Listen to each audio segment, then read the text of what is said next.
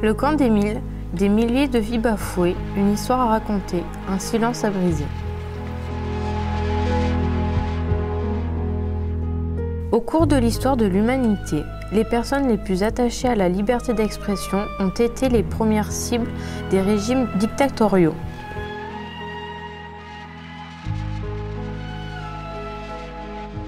Si le pays des droits de l'homme avait défendu plus vaillamment ses valeurs de liberté, égalité et de fraternité en 1940 et respecté les hommes et les femmes fuyant l'Allemagne nazie, peut-être que tant de morts et de malheurs auraient pu être évités.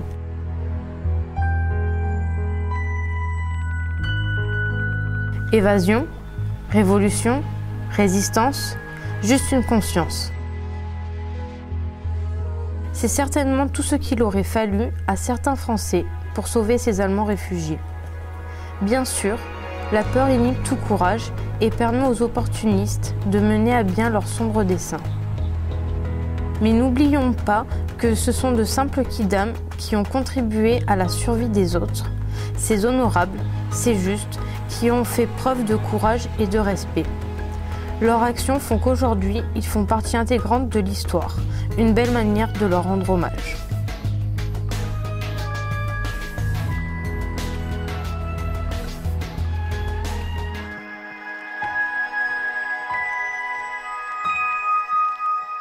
Les consignes sont expliquées aux 5 sujets testés et à l'ensemble des complices présents. Le but est simple, retrouver le trait identique au trait témoin sur une feuille de papier.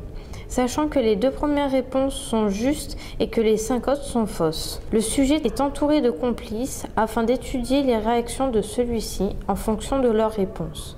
La personne est placée en avant-dernière position. 1.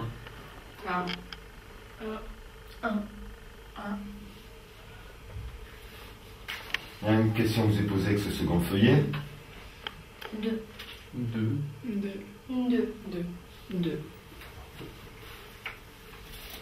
3. 2.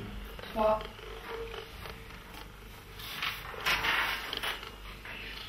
Cette fois-ci, le sujet est soutenu par l'un des complices. Il est donc conforté dans ses réponses. Voyons ce qu'il se passe quand on coupe le lien. 2. 2. 2.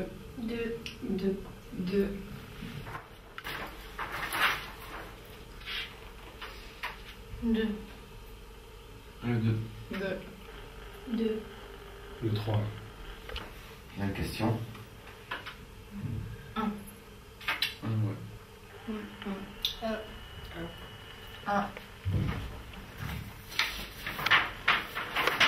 On peut donc en conclure que 1 sujet sur 5 suit totalement le groupe, malgré l'évidence des réponses. 3 sur 5 se laissent influencer à moitié, 1 sujet sur 5 se détache du groupe en donnant une majorité de bonnes réponses. 25% des sujets ont suivi le groupe, 36 en 1951. Et vous, que feriez-vous ?